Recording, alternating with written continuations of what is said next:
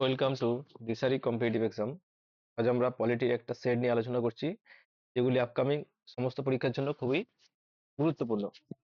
দেখো, প্রথম প্রশ্নটা কি আছে? না, প্রথম প্রশ্নটা আছে, according to article 243B sub article 2, no panchayat shall be constitute in a state at the intermediated level in the population of such that, মানে কোন একটা রাজ্যের জনসংখ্যা কত হলে, ঠিক আছে, তার যে ইন্টারমিডিয়েট পঞ্চায়েতের যে তিনটি লেভেল, তার যে ইন্টারমিডিয়েটের লেভেল সেটা গঠন করতে নাও পারে।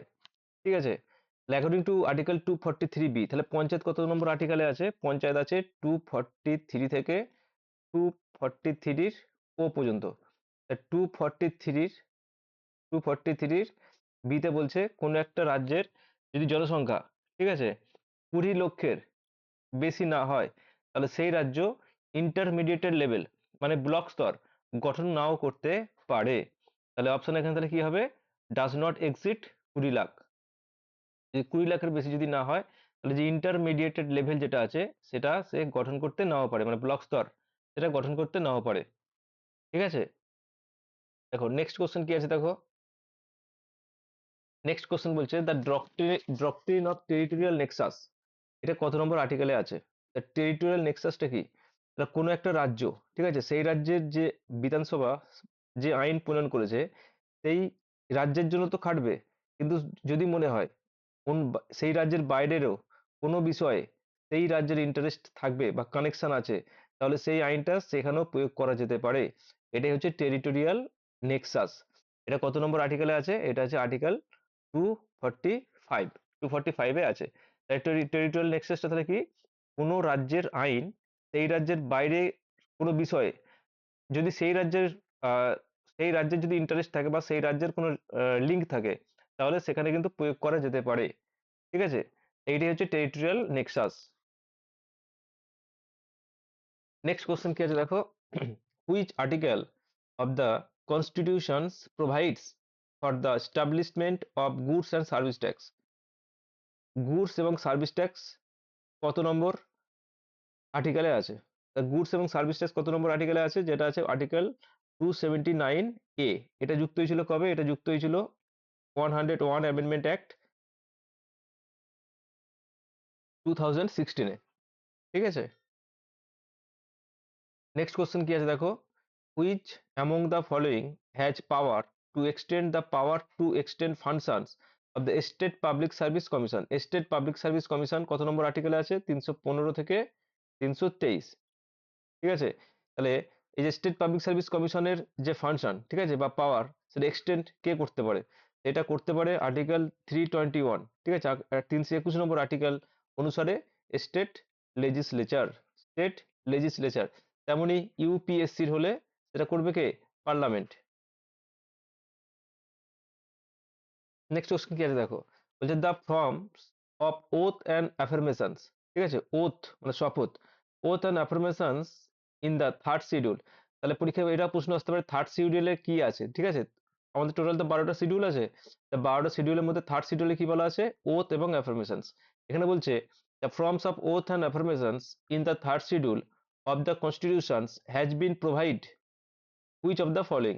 দেখো, 1 নম্বর বলছে জাজ অফ হাইকোর্ট, 2 নম্বর হচ্ছে কম্ট্রোলার অ্যান্ড অডিটর জেনারেল, 3 নম্বর আছে candidate for the elections of the parliament, 4 নম্বর আছে প্রেসিডেন্ট অফ ইন্ডিয়া। দেখো, এই যে 3 নম্বর যে শিডিউল, সেখানে আছে জাজ অফ হাইকোর্ট, কম্ট্রোলার আর auditor general, candidate for the elections of the president, সেখানে কিন্তু পার্লামেন্ট, সেখানে প্রেসিডেন্ট, ঠিক আছে, ভাইস প্রেসিডেন্ট এবং গভর্নর, এদেরকে এদেরকে রাখা হয়নি, কারণ এগুলো এতটাই এদের পদগুলো গুরুত্বপূর্ণ এবং প্রেস্টিজিয়াস, সেই জন্য এদের জন্য আলাদা করে প্রভিশনস দেওয়া আছে। ঠিক আছে, সেই জন্য প্রেসিডেন্ট, ভাইস প্রেসিডেন্ট, গভর্নর এদেরকে থার্ড শিডিউলের মধ্যে অন্তর্ভুক্ত করা হয়নি। তাহলে এখানে কি হবে? 1, 2 and 3। তাহলে 1, 2 and 3, option C is the correct answer. Third শিডিউলের মধ্যে তাহলে এরাই হচ্ছে অন্তর্ভুক্ত, তাহলে প্রেসিডেন্ট, ভাইস প্রেসিডেন্ট, গভর্নরকে থার্ড শিডিউলের মধ্যে রাখা হয়নি। নেক্সট কি বলছে দেখো, consider the following statement in relation to the expenditure charge on the consolidated fund of India. The consolidated fund কত নম্বর আর্টিকেলে আছে? যে কনসোলিডেটেড ফান্ড কত নম্বর আর্টিকেলে আছে? 266 নম্বর আর্টিকেলে আছে। তারপর দেখো salaries of the supreme court জাজ and charge of the consulate fund India, যে সমস্ত স্যালারি শুধুমাত্র সুপ্রিম কোর্টের না, সমস্ত স্যালারি কিন্তু এই কনসুলেটেড ফান্ড অফ ইন্ডিয়া থেকে দেওয়া হয়। তাহলে option 1 is the correct answer. Option 2 কি বলছে দেখো, charge expenditure R submitted to the approval of the parliament. তা সাবমিট করা হয়, কিন্তু অ্যাপ্রুভাল হলো কি না হলো সেটা দেখার কিন্তু অতটা, অ্যাপ্রুভাল না হলে হবে, ঠিক আছে, একবার সাবমিট করা হতে পারে কিন্তু অ্যাপ্রুভালের দরকার হয় না। তাহলে অপশন 2টা ভুল আছে। অপশন 3 কি বলছে দেখো, interest payment on government debts are made from the, এটা কনসোলিডেটেড ফান্ড হবে, ঠিক আছে, কনসোলিডেটটা নিয়ে চলে এসেছে, কনসোলিডেটেড ফান্ড অফ ইন্ডিয়া। তাহলে ইন্টারেস্ট পেমেন্টটাও ওই কনসোলিডেটেড ফান্ড থেকেই পেমেন্ট করা হয়। তাহলে অপশন 3টাও ঠিক। তাহলে 1 and 3 is the correct answer. তো অপশন বি এখানে, তাহলে উত্তর তাহলে কি হলো, অপশন বি। কনসোলিডেটেড ফান্ড আছে, আর একটা কি আছে, কন্টিনজেন্সি ফান্ড, কন্টিনজেন্সি ফান্ড, সেটা কত নম্বর আর্টিকেলে আছে কমেন্ট করে জানাবে। নেক্সট কি বলছে দেখো, consider the following statement, the office of the special officer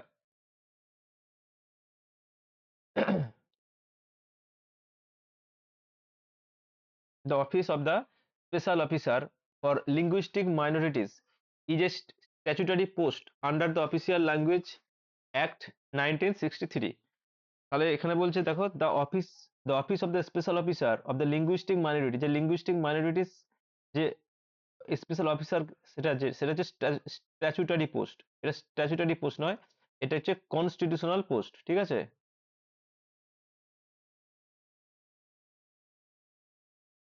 constitutional post যেটা আছে তোমার 350-এর বি আর্টিকেলে বলা আছে, তাহলে এটা ভুল।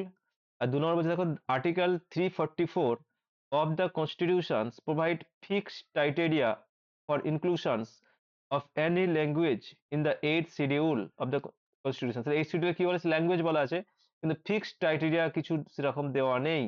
তাহলে অপশন 2টাও ভুল। তাহলে কি হবে ওখানে, ডি, ঠিক আছে, বোথ 1 and 2 আর ইনকারেক্ট। তাহলে কেন ইনকারেক্ট হলো বুঝতে পেরেছো। নেক্সট কোশ্চেন কি আছে দেখো, বলছে consider the following relation to the all Indian service. 1 নম্বর বলছে দেখো, আন্ডার আর্টিকেল 312 312 দ্য কনস্টিটিউশন আর সংবিধানের 312 নম্বর আর্টিকেল অনুযায়ী parliament is empowered to create new all Indian service based on the resolution pass by Rajya Sabha, এটা ঠিক। 2 নম্বর বলছে দেখো, রেজুলেশনস for creating new all Indian service must be passed by Rajya Sabha at least 2/3 of the members present and voting, এটাও ঠিক। Option 3 কি বলছে দেখো, the all Indian judicial service should not included any post inferior to that of district জাজ, এটাও ঠিক। আর option 4 বলছে দেখো, the Indian forest service was constituted in 1966, এটাও ঠিক। তাহলে এখানে অল ফোর, তাহলে অপশন কি হলো, D, all four are right. Next কি বলছে দেখো, how many schedules how many schedules language are there in the 8th schedule of the constitution of India. তাহলে এই যে 8th শিডিউলে কতগুলো ভাষা আছে, তাহলে 8th শিডিউলে টোটাল কতগুলো ভাষা আছে, 8th শিডিউলে আছে টোটাল 22টা ভাষা, ঠিক আছে, প্রথমে ছিল 14টি, সেখান থেকে এখন হয়েছে 22টি। তাহলে 8th শিডিউলে কতগুলো ভাষা আছে, 22টি ভাষা আছে। নেক্সট কি বলছে দেখো, power of parliament to amend the constitution and procedure therefore is laid down the constitution. তাহলে কত নম্বর পার্টে এই যে power of parliament to amend, amendment প্রসিডিওরটা বলা আছে, তাহলে অ্যামেন্ডমেন্ট প্রসিডিওর কত নম্বর আর্টিকেলে আছে, আর্টিকেল 368 নম্বর আছে। 368 নম্বর আর্টিকেলে কত নম্বর পার্ট, পার্ট হচ্ছে 20, পার্ট 20 থাকে। 20 নম্বর পার্ট বা 20 নম্বর পার্টে একটাই মাত্র আর্টিকেল আছে, এটাও পরীক্ষায় প্রশ্ন আছে, কোন আর্টিকেলে কোন পার্টে একটাই আর্টিকেল আছে, ঠিক আছে, পার্ট 20-তে একটাই আর্টিকেল আছে, 368। নেক্সট প্রশ্ন দেখো, which schedule of the constitutions of India deal with the administrations and control of schedule area as well as schedule tribe. যে এসসি এবং এসটি এই যে এলাকা, এটা কত নম্বর শিডিউলে বলা আছে, এটা কত নম্বর শিডিউলে বলা আছে, 5th শিডিউল। এবার দেখো 6th শিডিউলেও আছে, ঠিক আছে, সেটা কি বলা আছে না, special provision of north east provisions, north east India. সেখানে কি কি অ্যাড আছে, সেখানে আছে আসাম, মেঘালয়, ত্রিপুরা, এবং মিজোরাম। এটা হচ্ছে 6 শিডিউলে আছে, ঠিক আছে। আর 5th শিডিউলে আছে ওইগুলো কি আছে না, এসসি আর এসটিদের জন্য আলাদা করে প্রভিশন দেওয়া আছে 5th শিডিউল।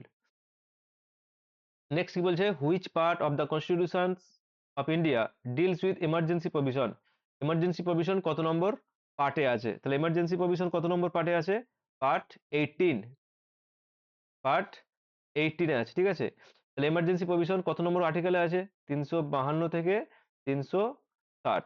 352 কি আছে? 352 নম্বর আছে। 352 তে বলা আছে ন্যাশনাল ইমার্জেন্সি, ন্যাশনাল ইমার্জেন্সি 352। 356 কি আছে? স্টেট ইমার্জেন্সি, যাকে আমরা বলি রাষ্ট্রপতি শাসন বা প্রেসিডেন্ট রুল। আর 360 কি আছে? 360 আছে ফিনান্সিয়াল এমার্জেন্সি, ঠিক আছে, ফিনান্সিয়াল এমার্জেন্সি। আজ পর্যন্ত যে এমার্জেন্সি এখনো একবার ইম্পোজ করা হয়নি, ফিনান্সিয়াল এমার্জেন্সি একবারও ইম্পোজ হয়নি। নেক্সট প্রশ্ন আছে দেখো, the right against double jeopardy is enshrined, ঠিক আছে, আন্ডার। ডাবল জিওপার্ডি কত নম্বর আর্টিকেলে বলা আছে? আর্টিকেল 20 20 20 20 1 2 3 4। তাহলে আর্টিকেল 20 2, ঠিক আছে। ডবল জিওপার্ডি, ডবল জিওপার্ডি বলতে দেখো বোঝায়, কি বলছে ডবল জিওপার্ডি বলতে বোঝায় একই অপরাধের জন্য একের বেশিবার শাস্তি দেওয়া যাবে না, এবং যে সময়ে আইনটা রচিত হয়েছিল, ঠিক আছে, মানে সরি, যে সময় কি বলবো অপরাধটা সংগঠিত হয়েছিল সেই সময়ের আইনেই তাকে কিন্তু শাস্তি দিতে হবে, ঠিক আছে। নতুন করে আইন তৈরি করে তাকে কোনো শাস্তি দেওয়া যাবে না। তাহলে কি হলো, একের বেশিবার তাকে শাস্তি দেওয়া যাবে না একই অপরাধের জন্য, একটাই অপরাধের জন্য তাকে একের বেশি শাস্তি দেওয়া যাবে না। আর কি বলছে, যে সময় তা অপরাধটা হয়েছিল সেই সময়ের আইনেই তাকে শাস্তি দিতে হবে। এটা কত নম্বর পার্টে আছে? পার্ট হচ্ছে এটা কি, ফান্ডামেন্টাল রাইটস। তাহলে 3 নম্বর পার্টে আছে। আর আর্টিকেল হচ্ছে 20 2, ডাবল জিওপার্ডি।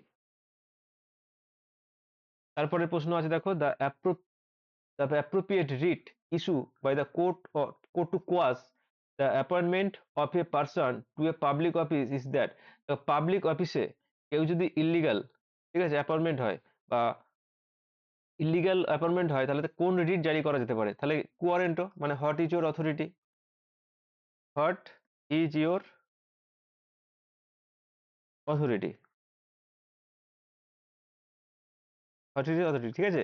পাবলিক অফিসে বেআইনি নিয়োগ বাতিল করার জন্য কোয়ারেন্টো, বা যার মানে হচ্ছে হোয়াট ইজ ইউর অথরিটি বা কোয়ারেন্টো রিটটা জারি করা হয়। তাই রিট কতগুলো আছে? টোটাল 5টা রিট আছে আমাদের সংবিধানে, 5টা রিট, ঠিক আছে। রিট কত নম্বর আর্টিকেল অনুযায়ী জারি করা হয়? সুপ্রিম কোর্টে একটা আর্টিকেল আছে, হাইকোর্টে একটা আর্টিকেল আছে। যারা জানো অবশ্যই কমেন্ট করে জানিও। পরের প্রশ্নটা দেখো, reservations in promotions in favour of SC and ST are ডিল্ড,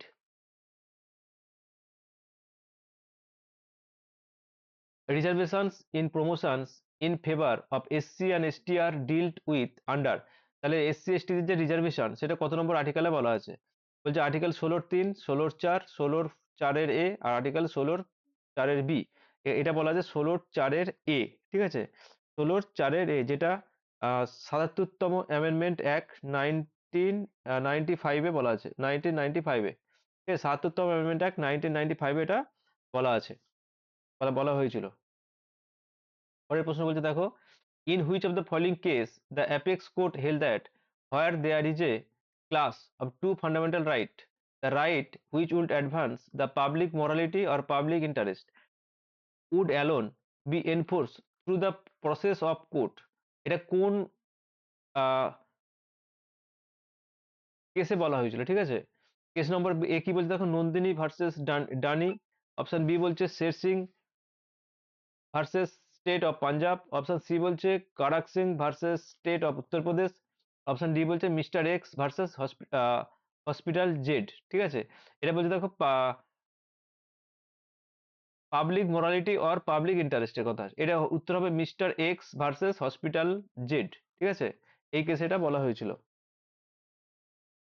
পরের প্রশ্ন দেখো, how many fundamental duties are there under article 51A of the constitution of India. এই যে 51 এর এতে যে ফান্ডামেন্টাল ডিউটিস আছে, ঠিক আছে, এই যে ফান্ডামেন্টাল ডিউটিস এটা কতগুলো আছে? টোটাল আছে 11টা, ঠিক আছে। প্রথমে ছিল 10টা, তারপরে একটা অ্যাড করা হলো। এই যে একটা অ্যাড করা হলো সেটা কবে অ্যাড করা হলো?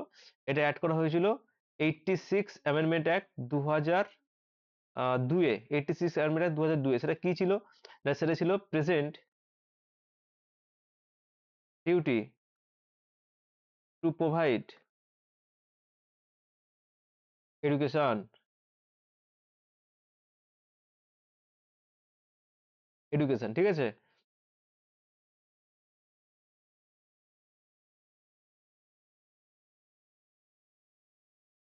এডুকেশন তাহলে এখন তাহলে কতগুলো আছে? 11টা। 10টা আগে ছিল, একটা যুক্ত হলো, যুক্ত কবে হলো? 86 অ্যামেন্ডমেন্ট অ্যাক্ট 2002 এ। সেখানে কি বলা হচ্ছে? শিক্ষার অধিকার ঠিক আছে, present duty to provide education. Next question দেখো, আচ্ছা এই যে ফান্ডামেন্টাল ডিউটিস এটা কোন দেশ থেকে নেওয়া হয়েছে? যারা দেখছো তারা অবশ্যই কমেন্ট করে জানিও ফান্ডামেন্টাল ডিউটিস কোন দেশ থেকে নেওয়া হয়েছে। Fundamental duties borrowed from which country? Next question দেখো, the fundamental rights of the Indian citizens, fundamental right of the Indian citizens have been enshrined in the constitutions of India. Fundamental right কত নম্বর আর্টিকেলে বলা আছে? তার fundamental right ঠিক আছে, fundamental right এটা কোন দেশ থেকে নেওয়া হয়েছিল? আমেরিকা থেকে নেওয়া হয়েছে, USA, United state of America. কত নম্বর আর্টিকেলে আছে? 12 থেকে 35। 12 থেকে 35 কত নম্বর পার্টে আছে এটা? পার্ট নম্বর 3 ঠিক আছে। পরের প্রশ্ন দেখো, in India right to property যে, in India right to property, তাহলে এই যে সম্পত্তির অধিকার সেটা কি ধরনের অধিকার? সেটা হচ্ছে লিগাল রাইট। সম্পত্তির অধিকার বর্তমান হচ্ছে লিগাল রাইট। এটা 44তম অ্যামেন্ডমেন্ট অ্যাক্ট 1978 এ মৌলিক অধিকার থেকে বাদ দিয়ে দেওয়া হয়েছিল। বাদ দিয়ে সেটা কোথায় গেছে? লিগাল রাইটে। এখন বর্তমানে কোথায় আছে? 300 এ আছে ঠিক আছে, 300 এ আছে। নেক্সট কোশ্চেন কি আছে দেখো, নেক্সট বলছে under article 15 of the constitutions of India, states shall not discriminate against any citizens only on the ground of, তাহলে কিসের জন্য ডিসক্রিমিনেশন করা যাবে না? Religion, race, caste, sex, place of birth. Place of birth তাহলে option C হবে ঠিক আছে, অপশন সি হবে এটা।